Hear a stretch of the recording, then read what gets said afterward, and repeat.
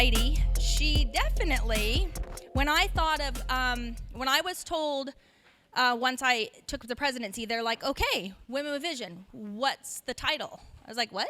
I didn't know I was supposed to name it. It came to me Breaking Barriers, and one of the very first ladies that came to me was Heidi.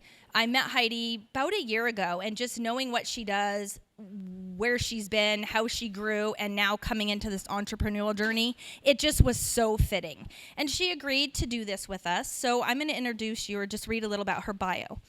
Heidi Chance is a law enforcement professional who has served for over 27 years. She retired from Phoenix Police Department as a detective in the HEAT, Human Exploitation and Trafficking Unit, where she spent over 13 years as an undercover detective working to identify and rescue juveniles and adults who are victims of sex trafficking. She spent 2 years as a special agent for the Arizona Department of Gaming, investigating illegal gambling, operations outside of tribal land areas. And currently, she serves as a special agent with Arizona Attorney General's Office, investigating human trafficking for citizens across the state of Arizona. Let me flip it. She has extensive training in forensic interviews of children, identifying abuse and neglect, protecting children online, working with victims of sex trafficking, and performing as an undercover officer.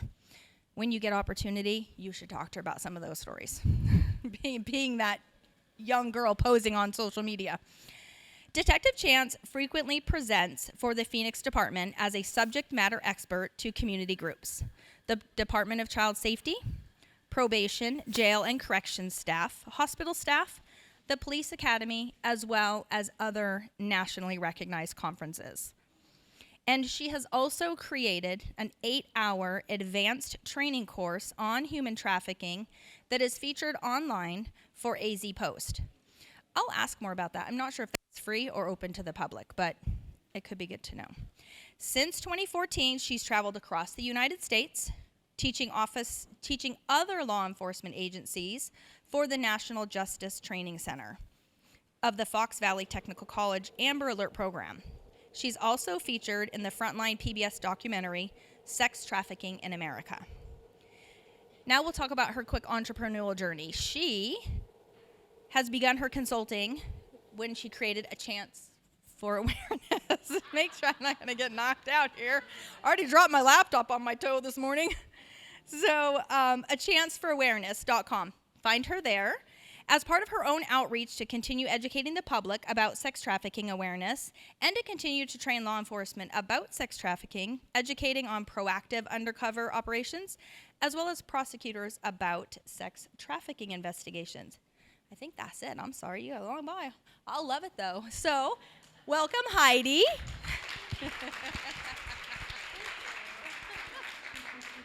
Thank goodness for a long bio, right? All right, well, thank you so much. I'm very, very happy and honored to be here, both as a presenter for your organization and a nominee. I learned about the theme for today, Breaking Barriers, and I started reflecting on what I wanted to talk about as far as breaking barriers and what that means to me. So I want to start with a question. Raise your hand if you have ever jumped over a 6-foot wall. Oh, yay, we have some takers. Good. All right, so as I'm thinking of barriers, a physical barrier, obviously, going in the police academy and getting involved in law enforcement was that 6-foot wall. It is daunting. I'm only 5'2". I could take my shoes off and prove it to you. I'm not very tall. And in addition to that, the 6-foot wall, there's a lot of people that run up to it and they can scale over it. And it's been used for years and years. So there's a divot of about probably a half a foot. So it's really 6.5 feet, maybe 7 feet high. But there's more than one way to skin a cat. And that's an awful expression, but I am a cat person. But there is definitely more than one way. And I cannot jump up to that wall like men do and use your upper body strength and get over that wall. However, I don't know where those, Susie, where'd your daughters go? I was going to teach them a trick. But there is a way to skin that cat. You come up to the wall, and you put your hands up to it, which is way up here for me, and then you have to kick your leg back. And if you can lock your leg on there, plus your upper body strength, you will get over that wall, I promise. You guys need to try it. Have your daughters try it. You can get over that wall. Okay, yes, especially for the academy. All right, so I normally don't talk about myself. This is actually kind of hard for me because I don't do that. I like to talk about sex trafficking, which I'm not going to miss the opportunity to talk about today because I think you all need to be made aware of this growing problem in our community, in our world, actually. But as I was reflecting on what I wanted to talk about today, let's make sure that moves, I did think of some words that resonate with me about breaking barriers. And so I want to talk about those words and how they resonate specifically with the way I understand them. So we'll start with ambition, okay? And as I'm going to do this, I'm going to describe my beginning, my middle, and my new beginning, just so we can walk down a little bit of my life and how I've broken barriers.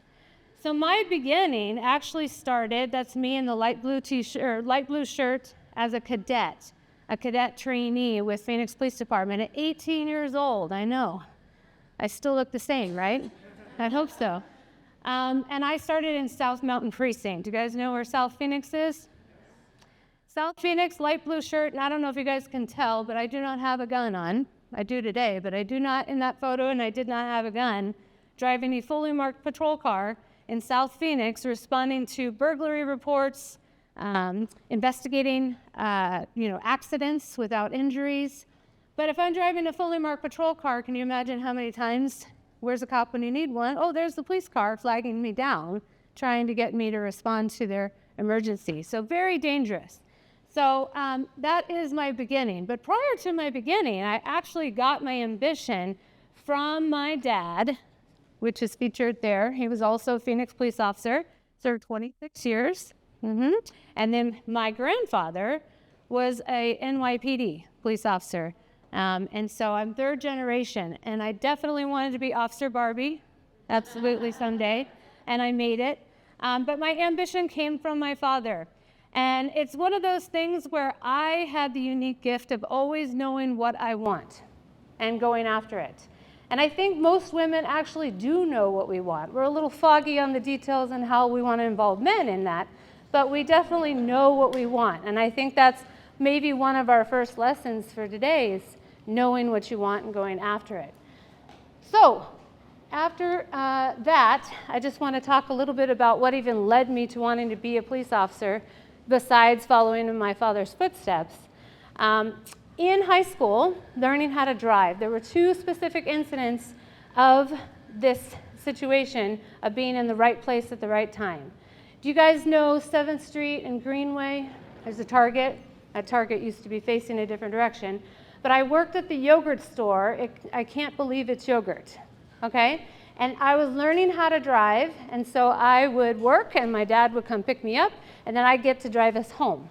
And so before I ever even got my driver's license, we were driving through that parking lot. I'm driver, he's passenger. There was a Payless shoe source right there as we were trying to exit out to Greenway, northbound. 3 suspects run out with guns and a bunch of shoe boxes right in front of me, and without hesitation, I look at my dad, and he says, "Follow that car."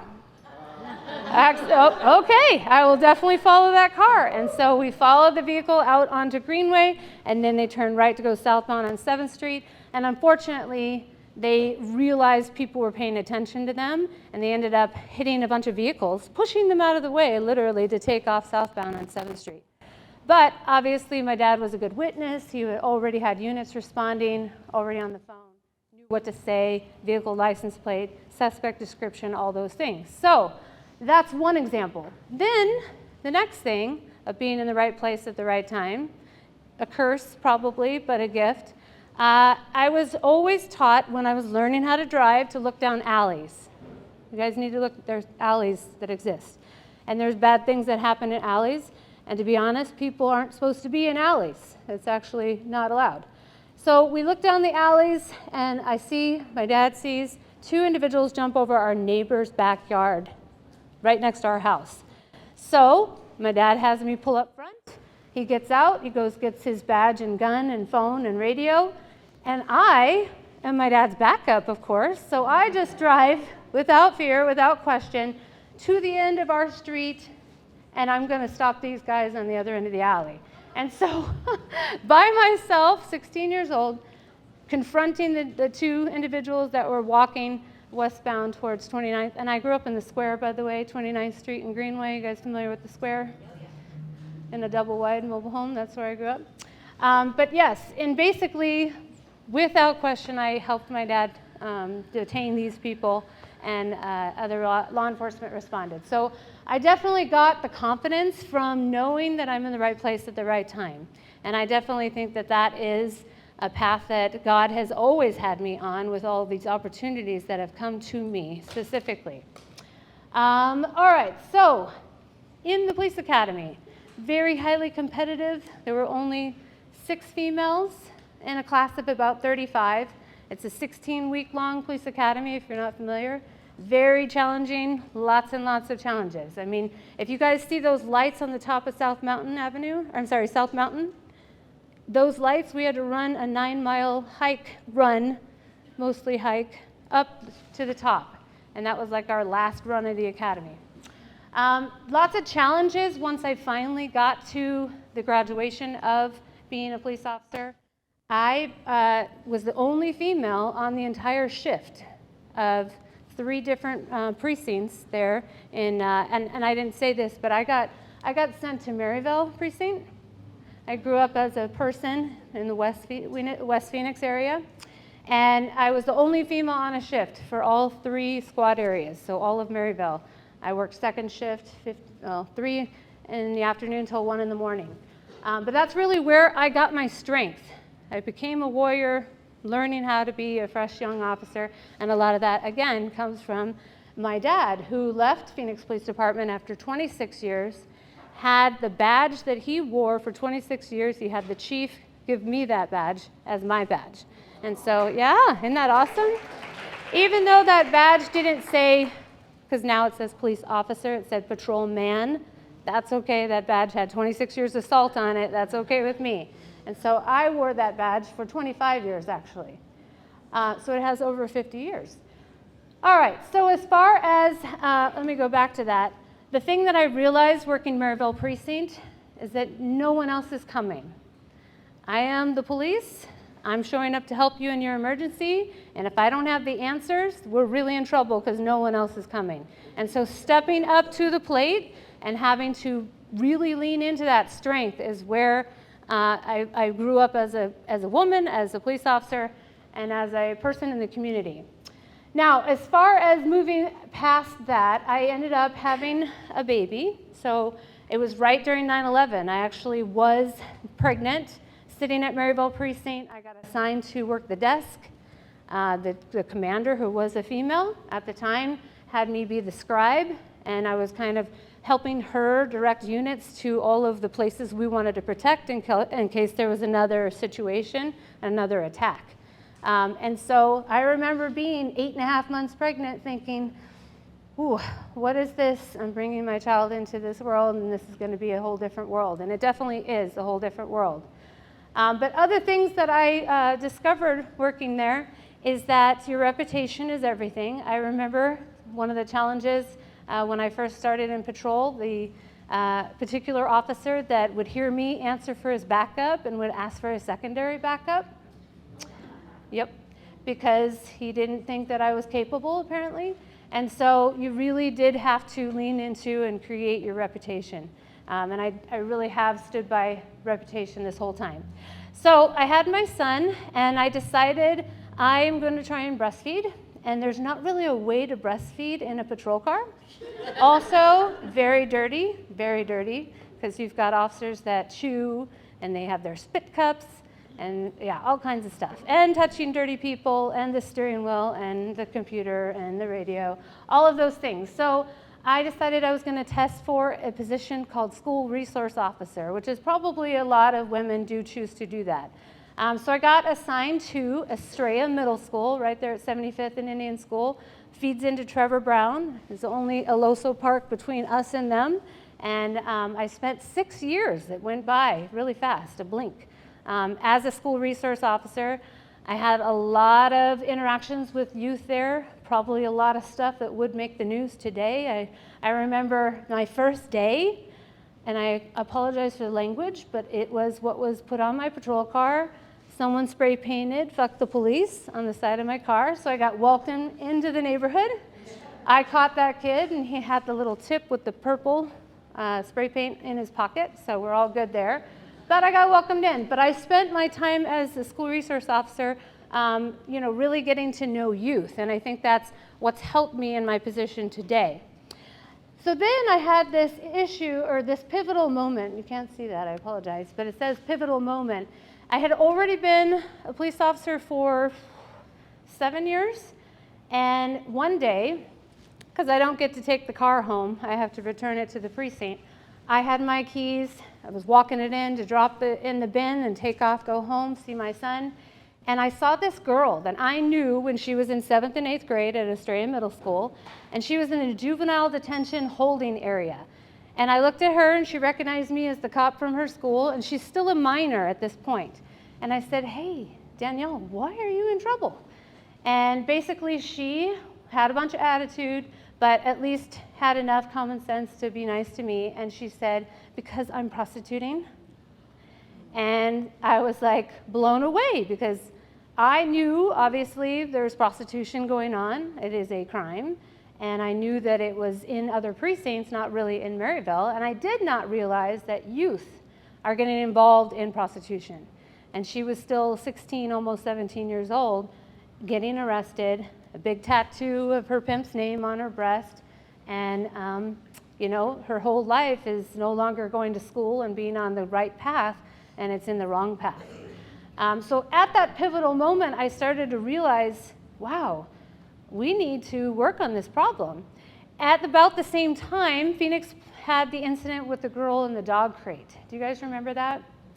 She was a 16-year-old. She was a runaway. She met a 19 and 20-year-old male and female couple at a park. She basically was kidnapped by them, held in an apartment, and literally kept in a dog crate. I think she was on Dr. Phil with her mom, talking about the men would come to the apartment to have sex with her, and then she'd go back in the dog crate. So Phoenix Police Department knew, she was a runaway. Her mom was adamant, "Guys, she's in this apartment, please." So we went there twice looking for her. And on the third time, they found her in this waterbed situation that was kind of jimmy-rigged with a lock on it, and she was under the mattress in this waterbed, hiding. And luckily, we rescued her.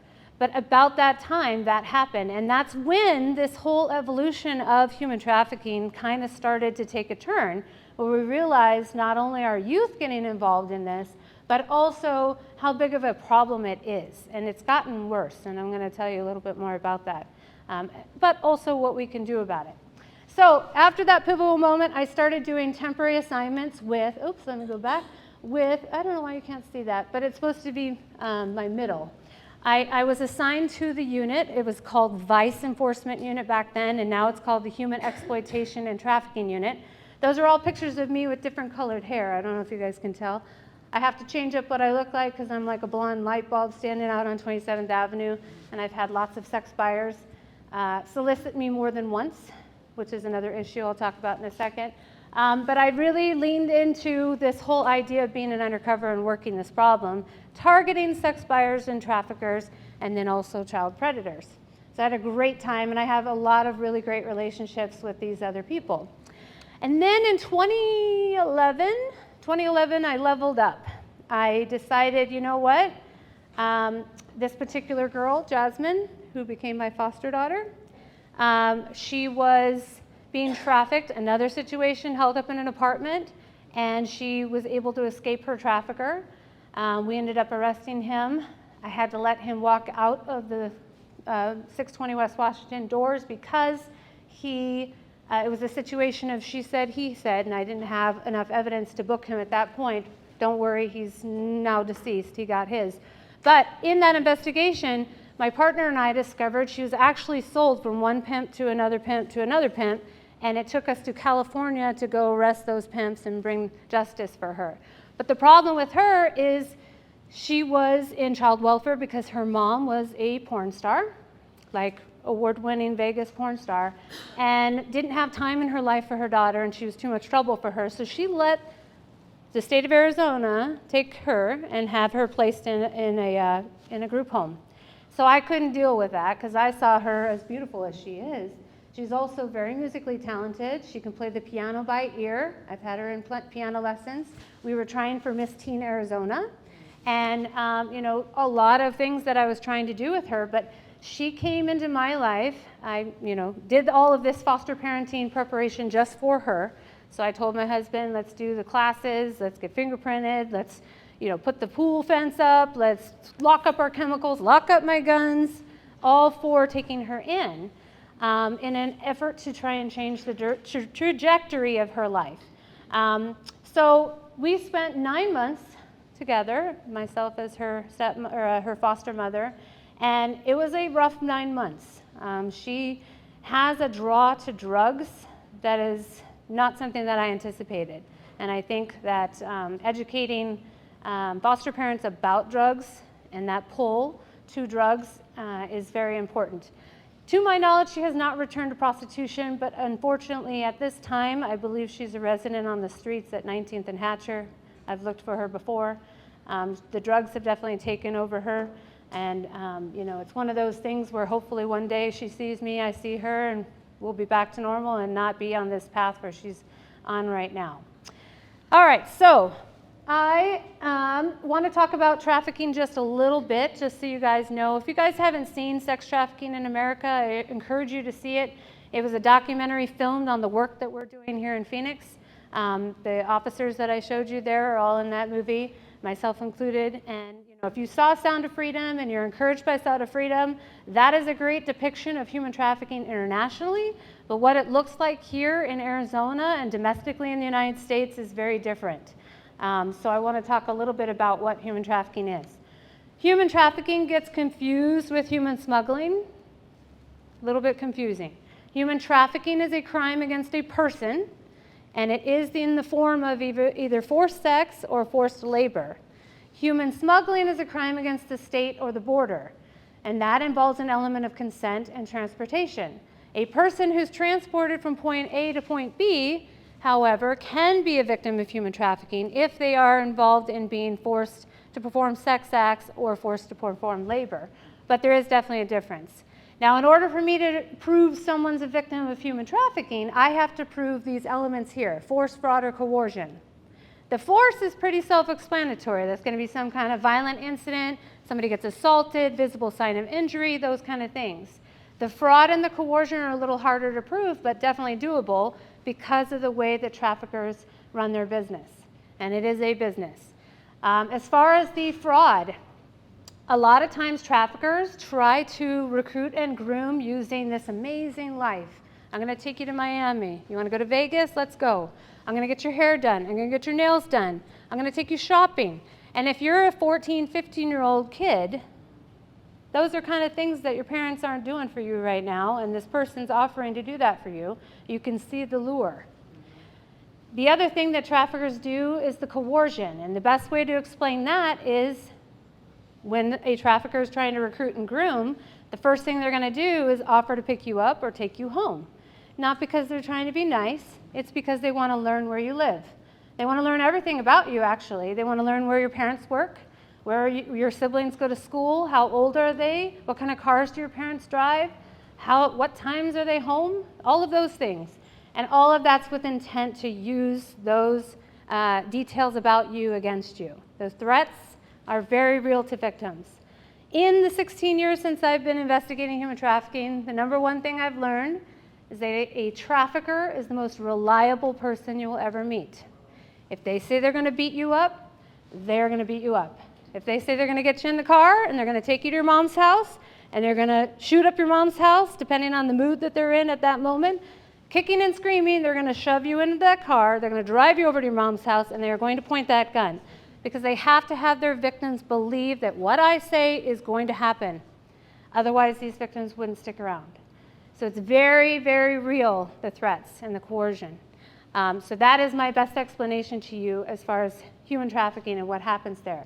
Automatically, anyone under the age of 18 is a victim, whether they feel like they're a victim or not. And that's the other part of this whole situation is, unfortunately, the manipulation is very strong, and a lot of victims are connected to their trafficker. They think they're in a relationship with their trafficker. And so it's really hard to get victims to testify, want to press charges, and speak about what happened. They are not saying, hey, Detective Chance, please come talk to me. We usually have to go find them. They're in a hotel somewhere, they're on 27th Avenue somewhere, and usually that's a negative contact with a patrol car and uniforms and handcuffs, and it's all negative. And it's definitely a situation where we really have to work with teams of people, survivor victim advocates, to help us get victims to the point where they want to tell us what's up. Otherwise, we're not going anywhere, and this trafficker is going to traffic someone else and continue on with what they're doing. There's a lot of myths about trafficking. You guys are familiar with 27th Avenue. If not, let me tell you about Van Buren. Same old place, same thing going on. It is street prostitution. City of Phoenix is the 5th largest city in the United States, right? So we have a lot of people that come here and go. We have a lot of events, Super Bowl, NBA All-Stars, Barrett-Jackson, the golf thing. Sorry, I don't golf. A lot of events. And traffickers bring their victims to those events. It's not that Super Bowl caused trafficking. It's just that's where a lot of men go. And men are the clients. And so that is what's going on as far as the events. And our weather happens to be decent here. The other thing about trafficking is that it's not all the time an abduction. There's a new term to describe this behavior of familial trafficking. Familial basically means a victim knows their trafficker, whether that's 5 minutes ago, we just barely met on 27th, or that's he's been investing, 3 or 4 days on my DMs trying to talk to me on Instagram or on Snapchat, or it's someone I'm related to. Familial trafficking, I, as the victim, know my trafficker. So it's definitely not going to be what you see on TV, like Taken, where it's an abduction, is what I'm trying to say. All right, so it is a supply versus demand thing. This is a business to a trafficker. The supply is the traffickers supplying victims. And I will tell you, they're looking for younger and younger victims because the demand is asking for it. And the demand, sorry, not sorry, is men buying sex. I have not in my 16 years, nor have I met a colleague ever say they've met a woman who bought sex. So the way to solve trafficking is to get men to stop buying sex. We don't even have anything else more to say. That's the way to solve human trafficking, specifically sex trafficking. It's just a matter of getting men to stop doing that. So, and I'll tell you that in a second. All right, so as far as trafficking, it is not just, like I said, the buyer, it's the trafficker, and then we also have child predators. Each of these faces are someone that I've arrested, and each of them are either a trafficker, a sex buyer, or a predator. I do want to talk about two, however, at the end here, two of those faces. A lot of times, I still get the question when I travel around presenting, which is my business, by the way, what does a sex trafficking victim look like? And that tells me that people really don't understand anything about sex trafficking because there isn't just one demographic. In the case that I'm going to talk about, it was 7 victims, 2 juveniles, familial trafficking. And in that case, there was a female in her 40s, a Department of Corrections officer who lost her job, got into drugs, became a stripper at the strip club, met the brothel owner, and then brought her 17-year-old daughter into this situation at 28th Street and Thomas, where they were literally running a brothel. Same case. Barely an adult 19-year-old girl, mom's a nurse, well off, from Scottsdale, up to at NAU, school, full ride scholarship at NAU, met a guy on Craigslist who wanted to take modeling pictures of her, and she ended up meeting up with him. He had sex with her also, and then introduced her to the brothel owner, and then she is now a resident of Perryville Prison for the next several years. Same case. So it's not just a demographic of the kids in child welfare. It's not just the kids in Maryville or South Phoenix. It's not just the foster kids. It's not just kids. It's not just women. but it is definitely a situation where traffickers are extremely skilled at finding vulnerable people, people that they can manipulate. All right, so let me talk about these two guys. When I present, I usually do an entire case study and I'll show videos and all this, but I just want to be respectful of everyone's time. I'm standing between us and lunch, so I'll just summarize.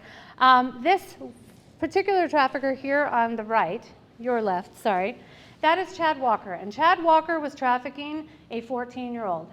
She was a juvenile Native American living in Tucson with her mom on the reservation.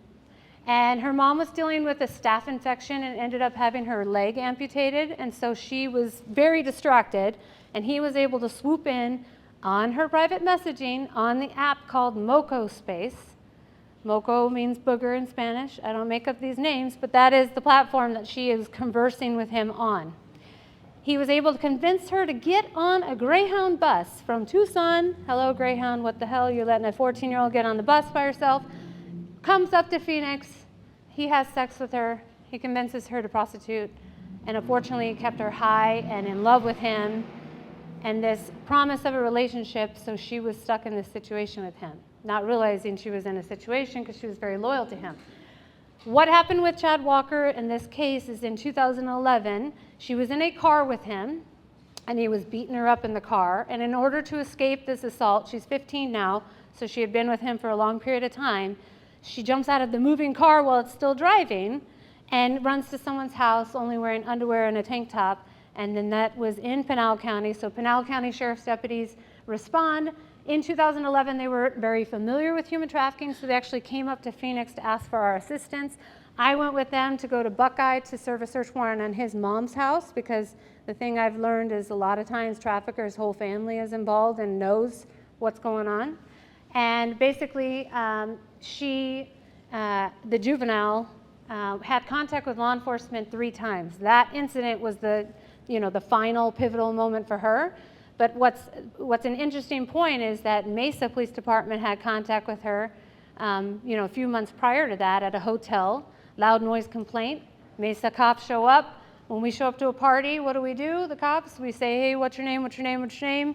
If I come back and you guys don't turn this music down, somebody's going to jail. That's what we do. And then we leave and we go to lunch. But not in that time. In that instance, they found that she was an outstanding runaway, so we take a hold of her. And basically, we, talk to her. Mesa Police Department talks to her. She says nothing about prostitution, nothing about going to Texas or New Mexico or having sex with 10 guys a day or making money, all of that stuff. We don't know what we don't know. Mesa Police Department returns her to Tucson. She runs away again. The second time, she was at a hotel in Tolleson, 83rd Avenue, McDowell. In the hotel, she is in a fight with him in the lobby in front of the hotel desk clerk, and she calls 911. Tolleson Police Department responds, talks to her about this situation. She says nothing about prostitution, nothing about any of that. And we don't know what we don't know. So the bottom line with all of this, and my whole point, is this guy was offered a plea, and this is back in 2011, and he took it, and it was for 20 years. Compare that to, and that's not enough time because he had other victims, and it was dangerous crimes against children because she was under 15 when he was having sex with her, but I'm not in charge. In 2011, he got 20 years. So I compare that case to my power of awareness point here, is that case that I was alluding to with the 7 victims, familial trafficking, 2 juveniles. This is Anthony Guillon. Anthony Guillon, if you guys Google it, went to trial. It was a 7-month-long trial, 130 count initial indictment of dangerous crimes against children, sex misconduct with a minor, sex trafficking. There were several adult female victims that he assaulted. And basically, he was found guilty on 101 counts. Okay? And so here's my point to all this. 20-year plea versus a trial, he received 493.5 years in prison. Wow. You're supposed to clap. Yeah. Yes. So that is my power of awareness story as far as, the awareness about trafficking is making a difference. If you've never served on a jury, juries understanding the integral part of me describing a victim walking freely down 27th Avenue with a phone in their hand, but I'm trying to tell you, jury, they're a victim. They're not free to leave. They're trapped. and having juries fully understand that is where we're getting to, and that only happens with awareness like times like right now. And so that's where I am continuing my efforts.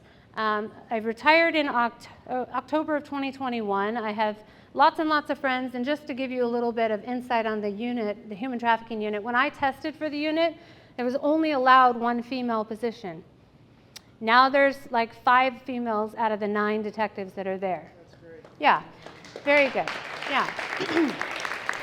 And these are some of the other females that I work with and undercovers.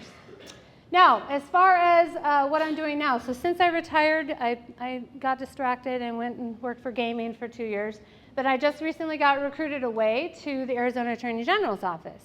I like to do everything all at once, so I retired, I got engaged, I moved into a house, and then I started a new job. So here I am with my new beginning. And so my mission and my side hustle, which I'm trying to make into a business, is continued engagement and awareness about human trafficking, because I have so much to share. And most of that involves basically community awareness like we're doing right now, law enforcement training, because I want officers to be inspired to do these undercover operations. They are not easy, they are manpower intensive, but even small communities like, Flagstaff, Mesa, Prescott, well, Mesa we heard is not small. It's not small. But I have trained Mesa PD. In fact, Nate Bolter? I don't. Oh, okay. Well, he was Mesa PD, but he works for the Arizona Anti-Trafficking Network. But anyway, continued awareness about that. And then I'm also trying to break into the speaking scene as a paid speaker, but also because, I deserve it, but also I'm trying to reach corporations, and maybe you guys can help me with this, of men. I spoke at SRP. Thank you, SRP, for having me over there. A whole room of 200 men paying attention to every word I said. Yeah. And hopefully they'll think about how they're contributing to the supply and demand issue of trafficking, and will think twice. In addition to that, hopefully when we have some new legislation and bills that are coming out, I helped one of the representatives rewrite the statute for prostitution. Right now, there is no equivalent to a female prostitute. If you're arrested 4 times in a 5-year period, it is a felony, and you will go to prison and have a felony on your record. There's no equivalent to that for buyers who get arrested over and over and over again. Yes, they get more time in jail, but they don't get a felony. That's wrong. Not okay. Pay attention to what's coming out, but that is definitely a part of the change that hopefully we're having. A little bit for you guys, and you cannot see that percentage. Oh, that sucks. Okay, just some stats for you guys, because I want to express my last point, how dangerous the internet is and apps on the phone and our kids. All right? So in the first 48 hours, 1 in 3 runaway youth will be approached by a trafficker or a buyer. And I would stand that that's an accurate statistic. Next one. National average age of entry into sex trafficking is 13. When I first started, it was 15, and right now I'm telling you it's probably inching closer and closer to 11 or 12, which means we have to have the conversations, those difficult conversations that we don't want to have with our kids earlier in life, because otherwise someone else is having those conversations with them. Someone else being the buyer or the trafficker or the predator. 1 in 20 children who use the internet say they have been solicited by an unwanted person, and only 25% of those kids actually told their parents that that happened. And then the next point, 1 in 3 kids aged 9 to 17 were contacted by an adult they do not know. And this is how this is happening. As an undercover, I have 6 Facebooks, 3 Instagrams, Tagged, Meet Me, Bumble, Plenty of Fish, Snapchat. I just opened up a Discord, all in undercover personas, so there's a lot of people going on in here. And I still have those platforms, using them for the AG's office as an undercover. But it is because we've had so many traffickers that have no normal job. All they do all day long is manage the victims they have right now and try and find new ones. So they're copying and pasting hundreds of times their message to all these profiles, and they're not just in Arizona, like they don't stay local. I have a pimp that I arrested and extradited from Orlando all the way to Reno, to Arizona to sit in front of a judge. Never seen my face, put him in prison for a class 5 felony, and they have a felony on their record. But all of that is because we know that the internet is such a huge problem. All right, last stat, 1 in 9 minors experience sexual solicitation online. All right, so my mission for you all, obviously, I do have a business to run here, is that I am trying to continue the education. So I created a course that is in more detail than this barely 30 minutes here that we've been talking about human trafficking, and I have that on my website. And I'm also authoring a book, a guide for parents, a guide that's different than the normal guide. This guide, I'm using police interview tactics and techniques. I'm a forensic interviewer. I've interviewed thousands of victims, adult and juvenile, as well as interrogated suspects. I might know a thing or two about having a conversation, just a little bit. And so part of that is putting it in a plan for parents to use so that you can have that difficult conversation with your preteen and teen. I'm not here to tell you when. I'm just here to tell you you need to do these things earlier. You guys decide, but it definitely needs to happen. And if it's difficult for you, how about a guide, all right? So I'm pre-selling my guide. That is the QR code, hopefully it works. And that is if you purchase a course when it releases April 15th, I will give you the guide, and I also have a checklist for you to check off. And obviously these conversations need to happen more than once. And then so having a guide to refer to, you know, oh yeah, I remember this, but I should probably be more descriptive about this issue, and having a guide to refer to is also helpful, in my opinion, for parents. So that is my plan for today, and my mission for you is, you know, if you want to make yourself more aware, purchase the course. You'll get the guide and the checklist April 15th. All right, so I never started with this, and I meant to. In 2nd grade, my teacher, Miss Adler, said, "Can't is not a word," okay? And she would scratch on the chalkboard. That's the point with that. So can't isn't a word. So here's what I want you to do, and remember to break barriers and lessons learned from me, hopefully today, besides all the information about human trafficking, is find your ambition. Okay, remember, we can skin a cat more ways than we know. Lean into your confidence. We are all in the right place at the right time. We really are, and we know what we want.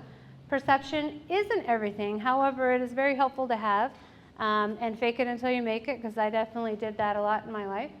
And then strength definitely exists in all of us. And invest in your reputation. Very important to invest in your reputation. All right, I am going to leave you with my information. Thank you all so much, and I hope we are going to have a great lunch. Hurry up quick, El Jefe's coming soon. Sit up straight when she enters the room. Be enthused, but don't look too amused. This is her queendom, please respect her rule.